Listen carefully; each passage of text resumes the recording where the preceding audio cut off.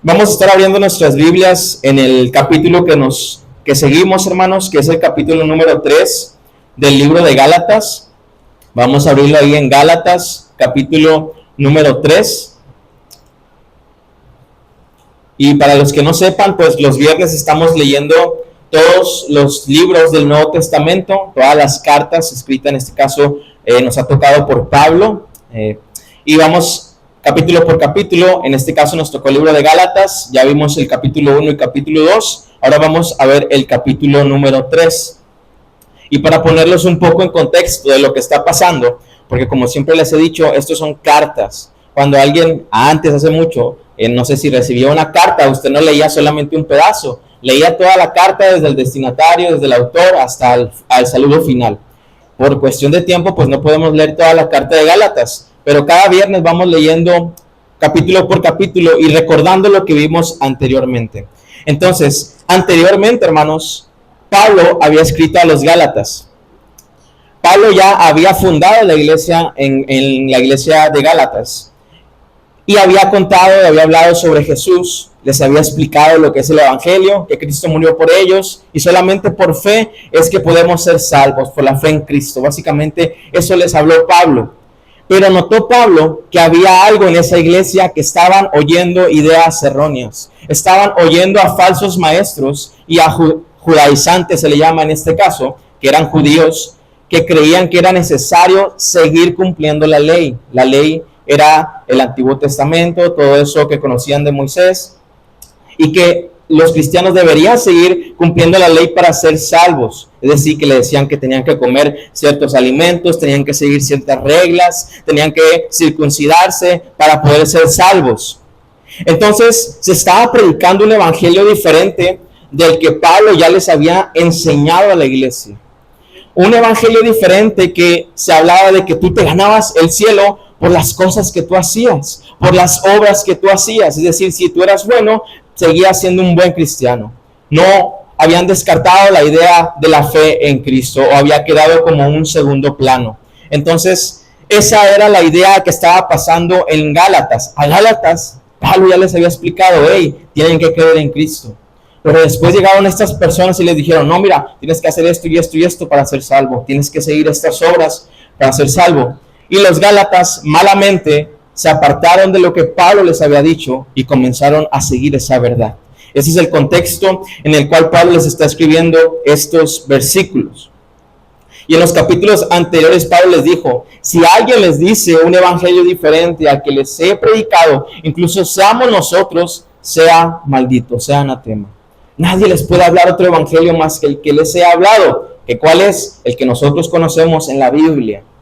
El evangelio de Cristo. Somos salvos por fe, no por obras, no por las cosas que hacemos, sino por lo que ya hizo Cristo en la cruz. Ese es el evangelio que Pablo les había predicado y del cual se habían apartado los Gálatas. Y en este capítulo, hermanos, dándoles ese contexto y recordándoles también lo que vamos a ver en este capítulo. Vamos a ver, uno de los temas es la fe y su rol con la salvación. Otro tema es la obediencia y su rol con la salvación. La relación entre la fe y la obediencia. Nuestra obediencia nos conduce a recompensas, pero nunca es meritoria. Es decir, vamos a hablar, hermanos, porque a veces hay muchas confusiones entre las obras y la fe en el cristianismo. Entonces Pablo, por esa confusión que estaban teniendo los Gálatas, también a nosotros nos recuerda qué es la fe. Y en el próximo viernes, primero Dios, vamos a ver también para qué vino la ley, pero eso ya será más adelante. Vamos a ver la fe, la obediencia, es decir, la fe y las obras, cómo funcionan en el cristianismo. Si usted se ha preguntado, Pablo aquí lo demuestra haciendo 6 preguntas en los primeros 5 versículos a la iglesia de Galacia. Le hace 6 preguntas, algunas van fuertes.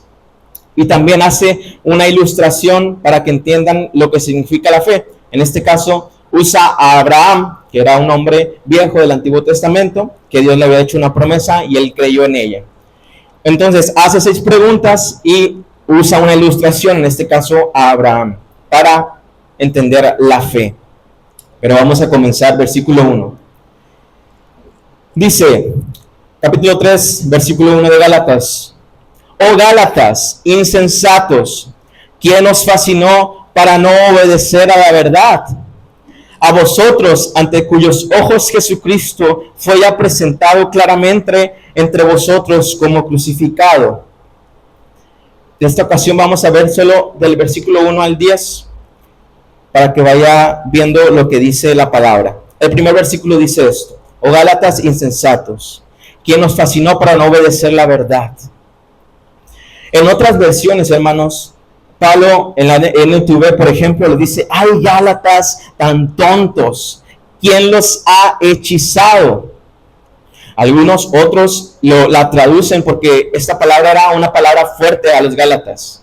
Oh idiotas de Gálatas, oh tontos, que no piensan, que no usan la cabeza, ¿quién los ha hechizado? ¿Quién los fascinó? Dice aquí.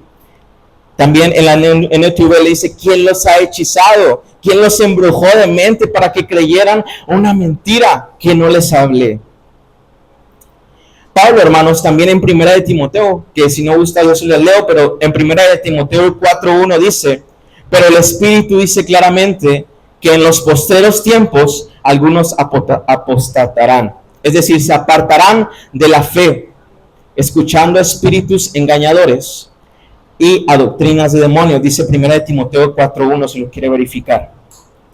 Pablo ya sabía que se iban a enfrentar con espíritus engañadores, con doctrinas de demonios, pero también estaba diciendo que muchos se iban a apartar en los postreros tiempos.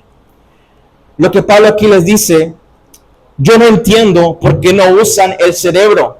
Yo no entiendo quién los embrujó, qué ha pasado. Si yo les dije que Jesús es el único camino, ¿por qué están buscando otro camino, Gálatas? ¿Por qué están escuchando esas doctrinas de demonios? Y a Pablo no le sorprendía que ellos habían sido engañados, sino que ellos habían sido engañados aunque él les había predicado a Cristo crucificado. Les dice: ¿quién nos fascinó para no obedecer a la verdad? A vosotros, a ustedes, cuyos ojos Jesucristo fue ya presentado claramente entre vosotros como crucificado, le dice Pablo. Pablo dice: yo no les hablé solamente de los milagros que hizo Jesús. Yo no solo les hablé de las enseñanzas que hizo y que dio a sus discípulos, que quizás sí lo hizo, pero dice: Cristo crucificado fue presentado tan claramente entre ustedes. Yo les presenté la suficiencia de Cristo. No entiendo por qué ahora están aceptando otras cosas. Y el tema en que yo encontré con un bosquejo de un pastor y que otros también, porque yo me quería aventar el 3 y el 4, pero era demasiado profundo para solamente dejarlo en 2 capítulos resumido. El bosquejo que encontré es que se tiene que volver a predicar el evangelio. Cuando es necesario volver a explicar el evangelio, es necesario volver a explicar la fe. Y los Gálatas, como muchos de los que estamos aquí, ya hemos entendido el evangelio, ya hemos entendido lo que Jesús hizo. Pero así como los Gálatas, a veces nosotros olvidamos ese evangelio, entonces es necesario que se vuelva a explicar la fe para cimentar esas doctrinas, para que entiendas qué significa la fe, para que entiendas qué significa la obediencia, qué significa lo que Cristo hizo, qué significa ser justificados. Así los Gálatas necesitaban realmente volver a entender esa fe, a que les explicaran otra vez con palitos y bolitas qué es la fe. Por eso Pablo dice: yo no entiendo por qué ustedes han sido tan tontos para dejar de obedecer a la verdad. ¿Quién los hechizó? ¿Quién los embrujó? Yo les presenté a Cristo tan claramente crucificado. Y para entender este capítulo, hermanos, hay que entender 2 verdades. Las que se están exponiendo aquí. Los Gálatas empezaron a creer que la salvación podría ser por obras, que lo que yo hiciera me ameritaba llegar al cielo. La primera verdad que entendemos es que la salvación por fe dice hecho. La salvación por fe dice hecho. Dice Cristo en la cruz: consumado es, ya está hecho. Ya fue realizado el pago para la salvación del mundo. Esa es la salvación por fe. Y la salvación por obras nos dice, haz. Completa lo que Cristo no terminó.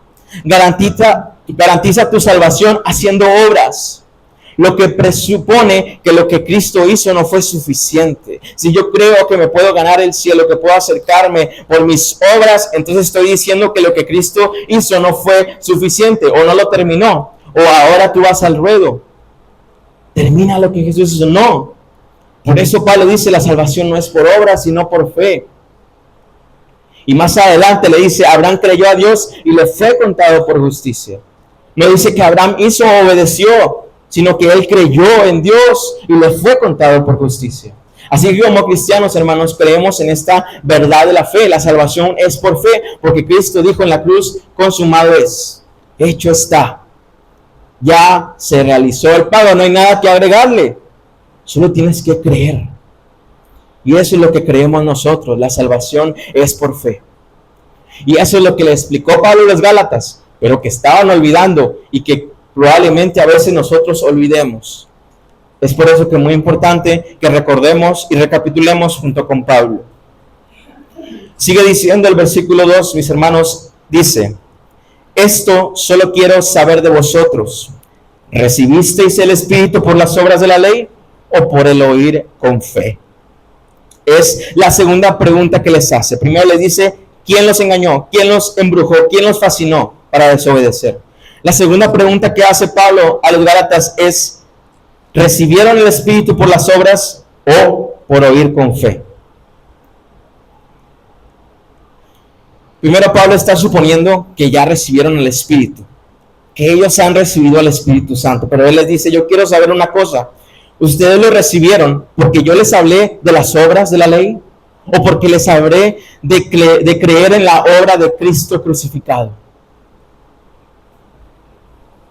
Cuando ustedes nacieron de nuevo, ¿fue porque hicieron alguna obra, un mérito propio? ¿O fue porque creyeron verdaderamente en algo que les explicamos a ustedes? Pablo les dice que recuerden, cuando ustedes vinieron a los pies de Cristo, vinieron porque eran buenos, porque hicieron buenas obras, fueron salvos, fueron transformados porque hicieron buenas obras o porque creyeron en lo que Jesús hizo. La respuesta es clara, hermanos, es porque han creído en la obra. Si algún día nosotros por primera vez vinimos a Cristo y somos nuevas criaturas, no es porque hayamos vivido una vida buena y que hayamos sido buenos, no, es porque Cristo vivió esa vida buena y luego creímos nosotros en esa obra, en que Él murió por nosotros. Pablo por eso les pregunta, ¿recuerden ese primer día que han venido? ¿Vinieron limpios? ¿Vinieron sin pecado? ¿Vinieron porque hacían buenas obras y nacieron de nuevo? No, nacieron de nuevo porque creyeron en Cristo y en lo que Él hizo. Después les hace la tercera pregunta. ¿Tan necios sois? ¿Tan necios son ustedes? Nuevamente les digo, Phillips, que es un teólogo, lo traduce como, ¿tan idiotas son ustedes? ¿Tan tontos son? ¿No pueden usar el cerebro? Fíjese que Pablo no está hablando quedito, ¿verdad? No está usando un lenguaje endulzando el oído. O como las mamás que cuando el niño hace algo malo, ay, mijito, ¿qué hiciste? Ya tiraste el florero, ya rompiste la maceta. ¿Qué pasó, mijito? No, Pablo dice, ¿están tontos? ¿Tan necios son? ¿Quién los engañó? Él sabe que está en una guerra, hermanos, en contra de las doctrinas que vimos en Primera de Timoteo. Y el Espíritu dice claramente que en los posteriores tiempos algunos apostatarán de la fe, creyendo, escuchando en los espíritus engañosos, en las doctrinas de demonios. Pablo sabe que está en una guerra en contra de las falsas doctrinas y defendiendo, rugiendo por la doctrina de Cristo. Por eso no habla quedito, porque no es algo simple, no es cualquier cosa. Están reemplazando a Cristo. Y como iglesia no podemos dejar que eso pase. Por eso Pablo habla tan severamente. Hay Gálatas tan tontos, tan necios son. ¿Quién los engañó? ¿Cómo pueden ser tan tontos? ¿Cómo pueden ser tan inmaduros, tan simples, tan frágiles, tan fáciles de engañar? Porque yo le digo una cosa, hermanos, es maravilloso tener un corazón sensible, un corazón tierno y blando ante Dios. Dios está buscando esos corazones. Pero hay personas que, como Gálatas, tienen la cabeza más blanda que el corazón. Y tener la cabeza más blanda que el corazón es aceptar todo lo que venga. Todas las ideas que nos llegan, sí, cierto, Dios es amor, sí, cierto, a Dios no le importa el pecado, Dios me acepta tal y como es. Y nos llegan esas ideas y las aceptamos solo porque vemos a la persona y quizás está hablando con un vocabulario cristiano. No, es que él es hermano porque dice Dios bendiga, Dios te bendiga. No, es que ese es hermano porque está vestido con corbata. Y yo le creo a lo que dice. Es que si vieras a ese hermano, lo dice con tanta convicción que yo le creo. Y dejamos que las ideas entren a nuestra cabeza. Y lo peor no es que entren, sino que las tomemos como una verdad, si siquiera verificar en la palabra si es verdad lo que dice. Es que si usted supiera, hermano, ese hermano habla con los versículos. Y déjame decirle, hermano, hasta Satanás hizo una predicación con versículos en el desierto. Mateo 4, 1 al 11, le dice a Jesús: si eres el Hijo de Dios, tírate abajo, pues escrito está. Hace referencia a la palabra: ordenará que tus ángeles te protejan y ellos te sostendrán en sus manos para que no tropieces piedra alguna. Le dice Jesús: también está escrito, no pongas a prueba al Señor tu Dios. Mateo 4, 1 al 11. Satanás también usó la Biblia. Así que debemos tener cuidado y no ser de mentes blandas para que si vemos a alguien, incluso como dice Pablo, hasta lo que se predica acá arriba, hay que verificar si la palabra lo dice, hermano. Hay que verificarlo. No podemos dejar, ahorita que tenemos tanta facilidad para entrar literalmente a otras iglesias virtualmente y ver lo que se está predicando, lo que dicen en la radio. Tenemos que verificar si eso es verdadera palabra de Dios, no palabra de hombre. Yo fácilmente, hermanos, le digo así, puedo escribir todo un discurso con mis ideas, con mis opiniones, y luego, después de terminarlo, ir a la Biblia y ver los versículos que me sirven. Les digo, hasta Satanás usó la palabra mal. Así que no porque alguien se vista, se vea convencido, sea hijo del pastor, no porque alguien parezca que está diciendo la verdad, digamos, eso es verdad, sino que esté usando la palabra, que lo diga en la palabra y que la esté usando correctamente también. Hay tantos versículos fuera de contexto. Imagínese que un hermano le diga: no, hermano, usted busque las riquezas, cómprese ese carro, cómprese esa mansión. Acuérdese que la palabra dice que Cristo se hizo pobre para que usted fuera rico. Obviamente no, ¿verdad? O esos futbolistas o deportistas que usan el todo lo puedo en Cristo que me fortalece para cumplir sus metas y sus sueños. Cuando Pablo lo estaba diciendo en un contexto de que estaba sufriendo, de si con Cristo me basta. Fíjese, hay que leer toda la palabra. Por eso a mí me ha gustado mucho esta manera de predicar, que no nos estamos saltando ningún versículo, hermanos. Llevamos desde Hechos, versículo por versículo. Hechos, Romanos, Corintios, primera y segunda, ahora en Gálatas, para la gloria de Dios. Y nos está enseñando. Así podemos ver que la palabra habla y no que habla y que está aquí enfrente. Pero usted, hermano, tiene la responsabilidad de que todo lo que le llegue, no, sí es verdad, porque ese hermano trae corbata y le creo que hay que hacer eso. No, hay que checar lo que dice la Biblia primero. Hay que checar para no ser como los Gálatas y, sí, hay que hacer obras para ganarnos el cielo. Y no ser necios como lo dice. Hay que tener un corazón blando, pero la mente no. Hay que tener una mente convencida en la palabra de Dios, bien cimentada en lo que es Cristo, hermanos. Eso es lo que debemos buscar. No podemos ser necios como los Gálatas. No podemos ser de mente blanda y dejar que cualquier evangelio que digamos entre a nuestras vidas. Cualquiera que diga Dios te bendiga, ya le creamos y sí, es como así Dios es. La única manera de conocer a Dios es a través de su palabra, a través de la oración, a través de una relación cercana a Él. Y esto, hermanos, esta mentalidad que tenían los Gálatas es un signo de inmadurez espiritual. Así como cuando un bebé se mete cualquier cosa a la boca, el bebé no va a pensar, esto me hará mal. ¿Será que esto que estaba en el suelo, esta botella que estaba en el suelo me hará mal? Mejor no, No, el bebé lo agarra y se lo mete en la boca. Dice un comentario bíblico, así es aquel que es como Gálatas, aquel que tiene la inmadurez espiritual, aquel que es necio, aquel que acepta cualquier cosa y la consume, sin antes pasarla por el filtro de la palabra. Así estaban siendo inmaduros los Gálatas. Pero como dice Pablo, si se predica otro evangelio diferente, sea anatema. Aunque seamos nosotros, aunque sea un ángel que usted vea que baja del cielo y le dice, no tienes que seguir a Cristo, tienes que hacer esto, tienes que hacer esta hora, sea anatema, dice Pablo. Sea quien sea. La única verdad es la verdad de Cristo, el evangelio de Cristo, que por fe somos salvos. Tercera pregunta que le hace Pablo a los Gálatas, versículo 3, perdón, es la cuarta pregunta. Habiendo comenzado por el Espíritu, ¿ahora vais a acabar por la carne? Reformulando la pregunta, le dice, habiendo comenzado por la obra del Espíritu de Dios, ¿pueden ustedes ahora terminar esa obra, pero por esfuerzo humano?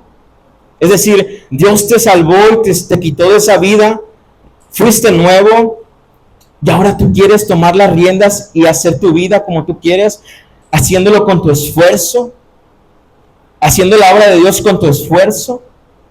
Empezaste con el Espíritu y quieres terminar con tus fuerzas, le dice Pablo. ¿Acaso piensas que debes completar la obra de Cristo porque la dejó a la mitad? ¿Tú piensas que se comienza por el Espíritu, pero se persevera por obras de la ley? De manera que al final ahora sí pides un crédito por terminar esa buena carrera. Porque aquel que piensa que se gana el cielo con sus obras, va a decir, es mi mérito. Yo lo hice, no Cristo. Gracias Cristo, ya me salvaste, ahora voy a caminar con mi esfuerzo, cumpliendo las obras.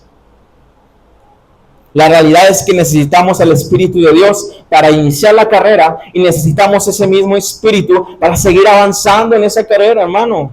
Así como usted necesitó esa primera vez que Dios lo convenció de sus pecados y se entregó a Él, así mismo cada día lo necesita. No es que cada vez necesitemos menos de Cristo. Siempre necesitamos de Cristo. Y esa carrera vamos a seguir avanzando solo si dependemos de ese mismo Espíritu. Y el que no depende de eso se queda estancado, se queda atrás. El que depende de sus propios méritos se va a quedar atrás. Cada día debe recordar de quién depende usted y es de Cristo Jesús. Porque lo que más pasa, hermanos, en los cristianos es que empiezan bien la carrera, empiezan motivados, empiezan dependiendo de Cristo porque reconocen su pecado. Pero normalmente cuando van avanzando ya no siguen tan bien, se atascan, se ven frustrados porque el intentar hacerlo con tus fuerzas es mucha frustración. Cuando Dios te dice, nunca te pedí que lo hicieras con tus fuerzas. ¿Qué dice la palabra? Ustedes son los pámpanos. En ningún momento van a pasar a ser la vid. Yo soy la vid, yo soy ese árbol. Ustedes son las ramas. Deben estar conmigo, permaneciendo en mí, para que produzcan fruto. Es la única manera de seguir y crecer espiritualmente. Entonces, ese estancamiento no es porque el Espíritu que Dios nos ha dado es insuficiente, sino que el cristiano en algún momento quiere continuar con su sabiduría, con su entendimiento. O porque alguien nos hechizó y nos trajo ideas que yo tenía que hacer esto para seguir siendo cristiano y obedecer esto. No, solo Cristo es el que salva y solo Cristo es el que sigue salvando. Y Pablo le dice la quinta pregunta, el versículo 4. ¿Tantas cosas habéis padecido en vano? Si es que realmente fue en vano. En la NTV dice, ¿acaso han pasado por tantas experiencias en vano? No puede ser que no les hayan servido para nada. Y aunque parece ser que las preguntas de Pablo eran humillantes, sabemos que el carácter de Pablo no es así. Pablo no quería humillar al pueblo. Pablo quería confrontar su pecado, confrontar sus malos tratos. Sabe que es que, aunque suponiendo que eran salvos, quizás no estaban en juego su salvación, pero sí estaba en juego su santificación. Sí estaba en juego que ellos siguieran creciendo. Si estaba en juego que ellos siguieran buscando la vida plena en Cristo. Estaba en juego también el evangelio que ellos iban a predicar a los demás. Porque si ellos iban chuecos, todos nos íbamos chuecos. Estaba en juego la vida de la iglesia. Por eso Pablo habla con estas preguntas. Les dice, ¿todo ha sido en vano acaso? ¿Todos estos años que han vivido ha sido en vano? Dice la última pregunta en el versículo 5. La sexta dice, aquel pues que os suministra el Espíritu y hace maravillas entre vosotros, ¿lo hace por las obras de la ley o por oír con fe? Y es muy interesante, hermanos. Pablo les pregunta, ¿todos esos milagros que Dios hace con ustedes, los hace porque ustedes obedecen o lo hace porque tienen fe en Él? Y es importante entender hasta el día de hoy esta verdad, porque a veces creemos, hermanos, que si Dios nos hace un milagro o una bendición a nuestras vidas es porque yo me porté bien, es porque yo obedecí, yo me porté bien, así que Dios me bendijo. La obediencia es necesaria y Dios también la recompensa, pero si leemos los evangelios podemos ver que la gran cantidad de milagros se hicieron a personas que ni siquiera conocían a Jesús. Así que no podemos decir que la obediencia me da milagros, me da el favor de Dios, me da la bendición de Dios. Por eso Pablo le dice, todas esas maravillas las hizo por las obras o porque escucharon con fe, oyeron por fe.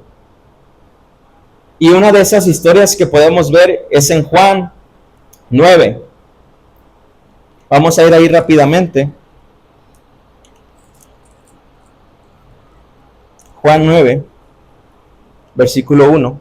Y voy a estar saltándome algunos para que entendamos la historia. Juan 9, capítulo 9. Sí. San Juan, capítulo 9, versículo 1. Dice el versículo 1, ¿lo tenemos, hermanos? Al pasar Jesús vio a un hombre ciego de nacimiento. Vamos a ir al versículo 5. Dice, entre tanto que estoy en el mundo de la luz, luz soy del mundo. Dicho esto, escupió en tierra, hizo lodo con la saliva y untó con el lodo los ojos del ciego. Y le dijo, ve a lavarte en el estanque de Siloé, que traducido es enviado. Fue entonces y se lavó y regresó viendo. Jesús salvó a este hombre sin que ese hombre lo conociera.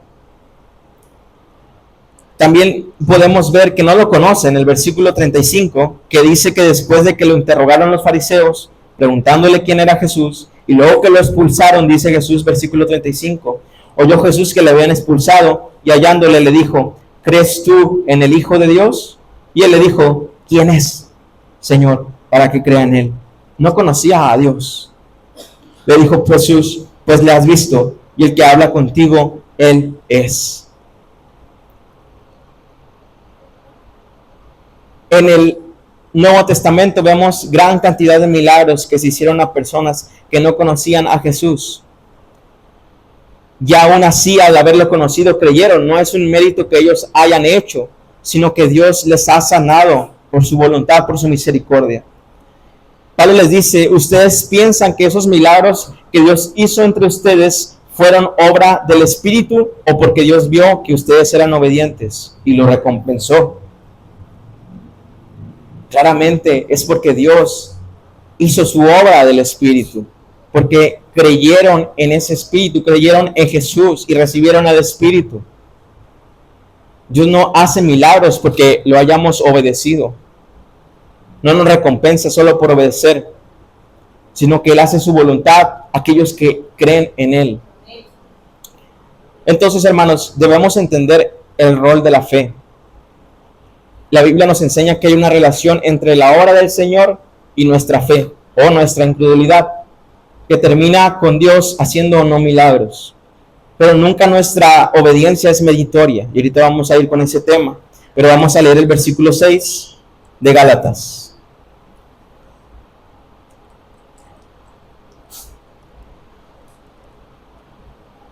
Dice, Versículo 6. Así Abraham creyó a Dios y le fue contado por justicia. En la historia de Abraham, hermanos, hasta este momento nunca se habló de la obediencia. Aunque Abraham obedeció la mayor parte de su vida, pero su obediencia vino desde que nace de nuevo. Y esta es una cita de Génesis 15:6, esta que acabamos de leer, que dice lo mismo. Así Abraham creyó a Dios y le fue contado por justicia. Le voy a platicar un poquito de la historia de Abraham. En la historia de Abraham se nos dice que era un hombre ya de mayor edad. Se nos dice que Dios vino a él y le dijo que iba a tener un hijo. Le dio la promesa de que iba a tener un hijo y descendencia. Y Abraham le dice, pues, solo hay un pequeñito detalle. Tengo 75 añitos. Ya estoy un poquito maduro, ¿verdad? Para tener hijos. Mi esposa, pues igual, ¿verdad? Ya está grandecita.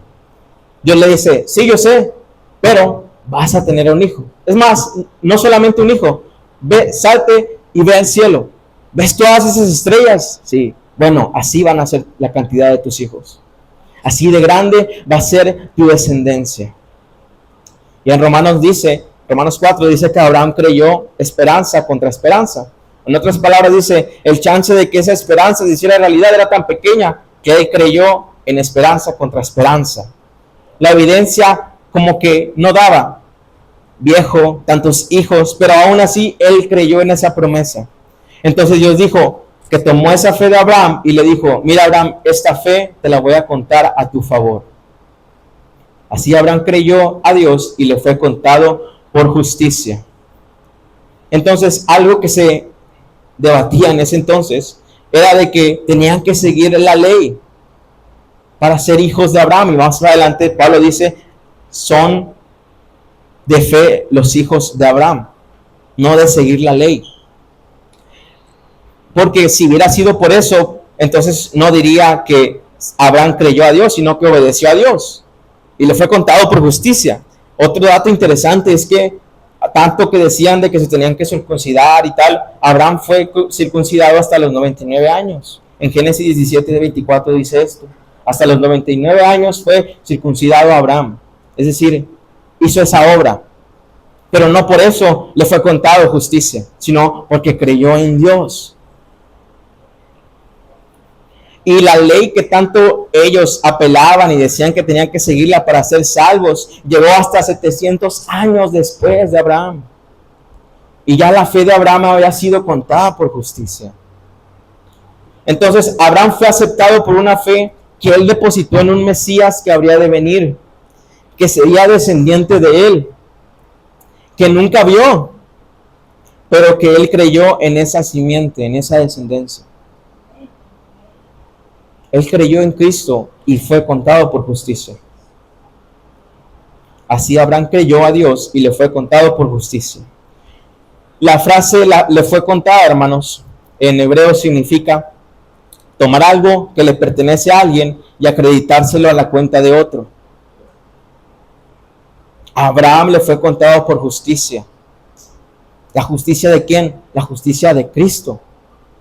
Tomar algo que le pertenece a alguien y acreditárselo a la cuenta de otro. Entonces Abraham creyó y tomó algo que le pertenecía a otro, que era Cristo quien vendría, y se le depositó en su cuenta. Y nosotros a veces entendemos, como ser humano, hermanos, que si nosotros obedecemos, seremos recompensados, ¿verdad?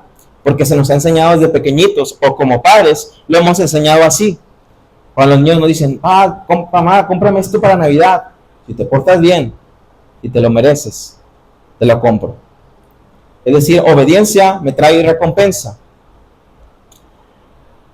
Y así es como el hombre lo entiende, hermano. Si hago un buen trabajo, quizás me ascienden en el empleo. Si hago esto bien, quizás me recompensen con otro. Pero cuando hablamos de la salvación, por más que yo me esfuerce, mi obediencia no es suficiente para merecerme la salvación. Ahí es donde entra Cristo, que su obediencia sí fue perfecta, y creer en Él me es contada su justicia y es puesta en mi cuenta.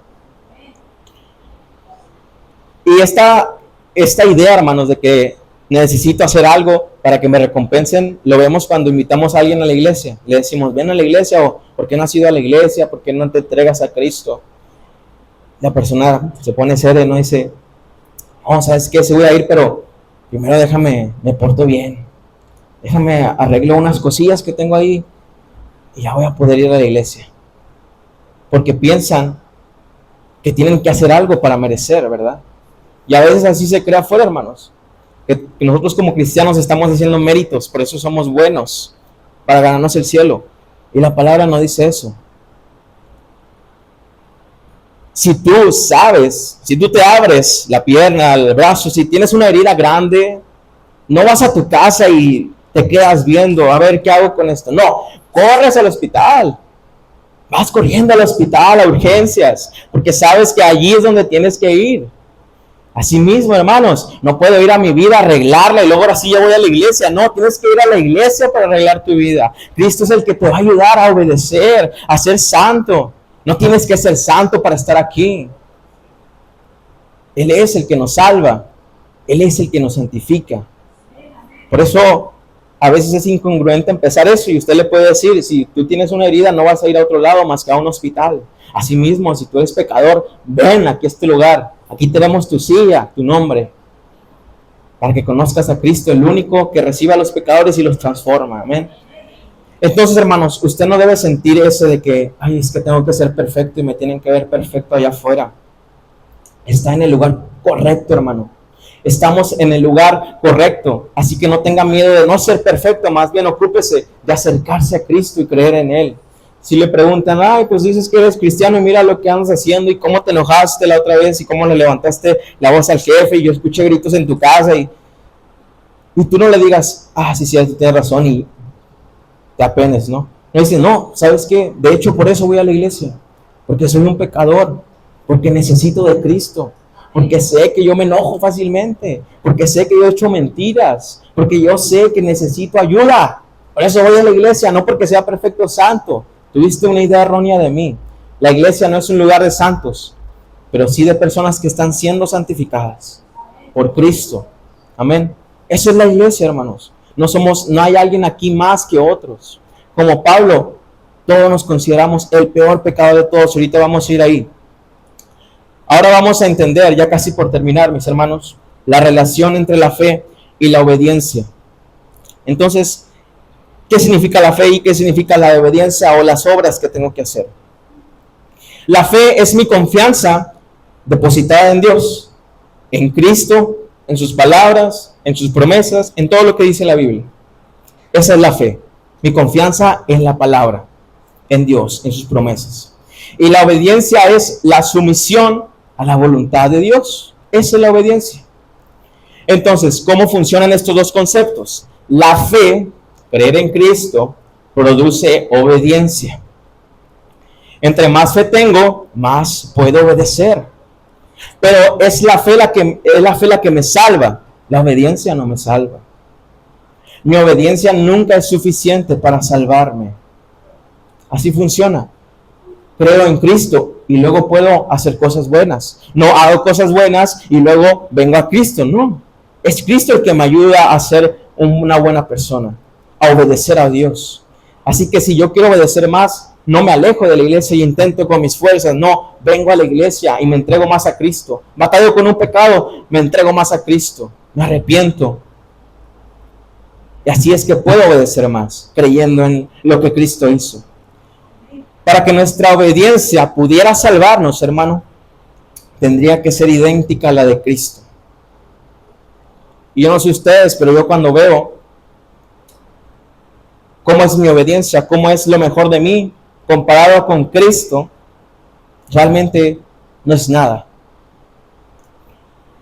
Para poder ser salvos debemos obedecer desde que nacemos hasta que morimos. Pero lamentablemente todas nuestras facultades están manchadas con el pecado. Es simplemente viendo lo que es la palabra y la ley y vas a ver cuán manchado estás, cuán pecador eres. Solo escarbando cada vez más en tus intenciones, en tus motivaciones, vas a ver que hay pecado. Y si se supone que Dios quiere hacernos a su imagen, yo en mis mejores áreas que tú me digas, y tú eres muy bueno para esto y haces muy bien esto, en esas mejores áreas estoy lejos de parecerme a Cristo. Y eso es en lo mejor de mí, imaginen lo peor. Por eso nuestra obediencia jamás podrá comprarnos la salvación. Para ser salvos tenemos que obedecer, no tener ni un pequeño pecado. Y eso es imposible para nosotros. Y si a lo mejor uno dice, no hermano, yo sí he cumplido todo lo que se me ha encomendado. Todo lo que se me ha encomendado, yo lo he cumplido. Ahorita vamos a ir a un versículo. Pero como Pablo dice, Cristo Jesús vino al mundo para salvar a los pecadores, de los cuales yo soy el peor de todos. Pablo entendía cuál era su condición, porque se conocía a la luz de la palabra. Se conocía a la luz de lo que Dios era, a la vara de lo que Dios era bueno. Pablo sabía que estaba muy abajo y que su salvación no le podía, su obediencia no le podía dar salvación. En 1 Timoteo 1:15 dice eso. Hay una imagen que les compartí por WhatsApp de un teólogo, Jonathan Edwards, y se los voy a leer. Dice: cuando yo veo dentro de mi corazón, percibo una infinita maldad. Creo que es un abismo más profundo que el infierno. Cuando oro, peco. Cuando predico, peco. Tengo que arrepentirme de mi arrepentimiento. Mis lágrimas necesitan lavarse en la sangre de Cristo. Lo que dice aquí Edwards, dice, incluso cuando intento arrepentirme, lo hago mal. Yo pienso que me estoy arrepintiendo por un pecado así, pero mi pecado fue así. Entonces tengo que arrepentirme otra vez porque me arrepentí mal. Cuando veo dentro de mí, solo veo oscuridad. Cuando veo mis intenciones detrás de mis buenas acciones, solo veo mi propio orgullo. Solo veo pecado dentro de mí, un abismo. Es por eso que la obediencia de nosotros no puede salvarnos. Entonces no hay que obedecer, hermano, lo que está diciendo. No. Cristo toma nuestra obediencia incompleta, manchada. Isaías 64:6 dice, un trapo sucio es nuestras buenas obras, y la pone en él. Y Dios la toma como una buena y válida obediencia. Pero en Cristo que la completa solamente, porque mi obediencia siempre va a ser defectuosa. Abraham creyó, no dice Abraham obedeció. La obediencia fue la consecuencia de haber creído. Nosotros creemos en Cristo y se nos es contado igualmente por justicia. Y así es que podemos obedecer, hermano.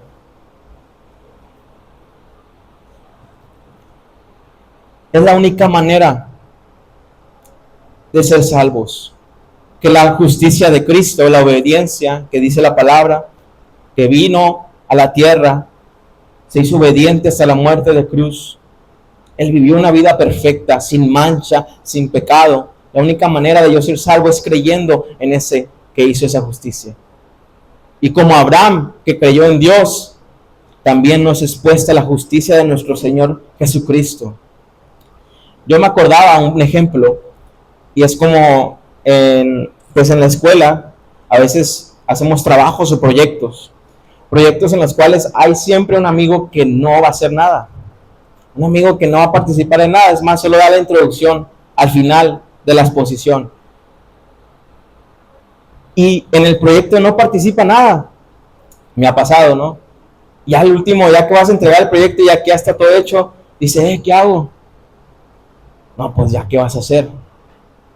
Entonces, por pura misericordia, ya, bueno, ándale, pon tu nombre y ya, que pases con 100. Así veo yo nuestra justicia. No es que hayamos hecho algo. Cristo apuntó nuestros nombres y dijo, ándale, ten el 100. Pero no hice nada, no, pero vale por mí. Yo lo hice, yo hice la justicia, pero tú también recibes la herencia, recibes la salvación. Así somos nosotros, hermanos. Nos fue contada por justicia, no porque obedecimos, no porque Dios veía que íbamos a ser buenos, no, al contrario.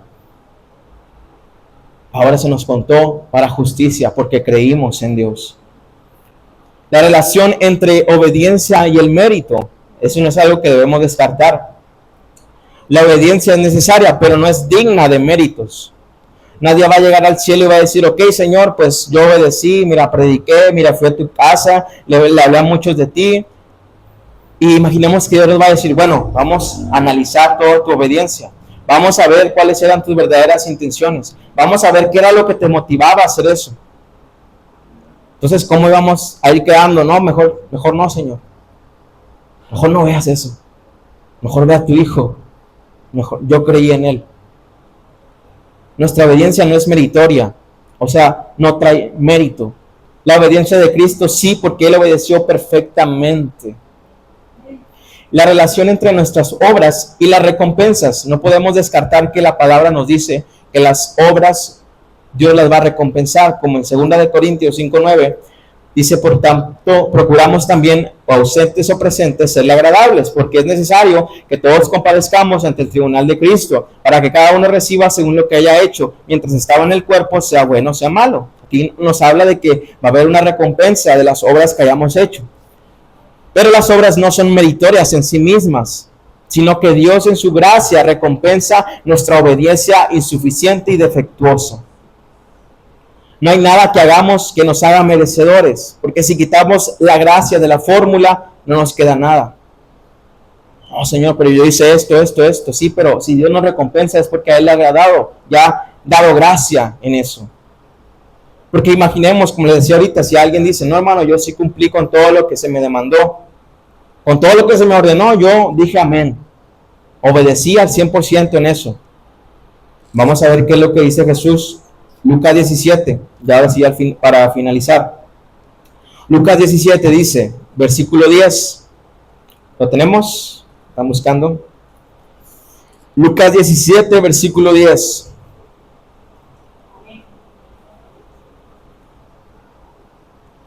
Imaginemos que alguien dice, no, yo sí he cumplido todo lo que se me ha ordenado. Bueno, Jesús dice, así también vosotros, cuando hayáis hecho todo lo que os ha sido ordenado, decid, siervos inútiles somos. Pues lo que debíamos hacer, hicimos. No voy a llegar al cielo y decirle, hombre, Señor, ya vengo, hice todas las predicaciones los viernes y hice esto, dirigí todo. ¿Qué me hace dar, verdad? No, dice, siervo inútil soy. Lo que se me ordenó hice. Lo que debía hacer hice. Mi obediencia no tiene un mérito, porque no es nada comparado con la obediencia de Cristo, por ejemplo. No hay nada extraordinario para pensar que hay recompensa. Hicimos lo que debíamos hacer, dice Lucas, dice Jesús. Si alguien ha hecho algo, que piense de esta manera, siervo inútil soy. Y si no hemos cumplido con todo lo que se nos ha ordenado, pues solamente fuimos casi siervos inútiles. Versículo 7 dice de Gálatas, sabed por tanto que los que son de fe, estos son hijos de Abraham. Y esto fue algo nuevo para los Gálatas. Para ellos los hijos de Abraham eran los biológicos, eran los que venían del gen, de la genética de Abraham. Ahora les dice, no, mira, los que son de fe, estos son hijos de Abraham. Estos son los que reciben la promesa. Somos hijos de Abraham, fíjese esto. No sé si usted se ha preguntado, yo antes me lo preguntaba cuando estaba chiquito, que decía la canción de el padre Abraham tenía muchos hijos. Yo soy uno, yo no, pues yo soy hijo de Salvador, yo no soy de Abraham, ¿verdad? Porque dicen que es de Abraham. Ahora entiendo, somos hijos porque también creímos en Dios y se nos contó para justicia. Esa es la gracia que hoy tenemos, hermanos. No que Salvador haya hecho una gran vida y que haya merecido la justicia. No, creíste en Dios. Ese fue tu único mérito. Y se te contó para justicia.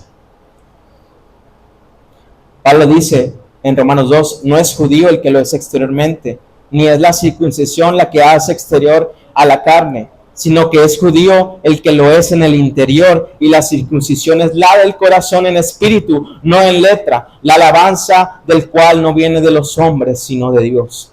Todo el tiempo la circuncisión de la que estaba hablando Dios era una circuncisión del corazón también. Era un símbolo de que debían circuncidarse, quitar esa carne del corazón. No solo los judíos, sino el que es en interior, pueblo escogido de Dios. Versículo 8 dice, y la escritura previendo que Dios había de justificar por la fe a los gentiles, dio de antemano la buena nueva a Abraham diciendo, en ti serán benditas todas las naciones, de modo que los de la fe son bendecidos. ¿Con el quién? Obediente, creyente Abraham. Más adelante, hermanos, vamos a estar hablando de todas las obras más, porque también lo que hemos hablado aquí es que la fe sin obras es muerta. No podemos decir, bueno, entonces no voy a obedecer, acabo de solamente porque creo en Dios. No, si crees en Dios, el Evangelio te va a ayudar a que hagas buenas obras. Un verdadero creyente no solamente es de palabra para afuera, es en su vida se refleja la confianza que tiene en Dios y se refleja que tiene al Espíritu de Dios. Entonces, hermanos, esto es una gracia que tenemos. Y no sé ustedes, pero a mí me trae mucha paz. Porque no está el punto en esfuérzate más, en intenta hacerlo más para Dios, gánate el favor de Dios. No, es confía en Cristo.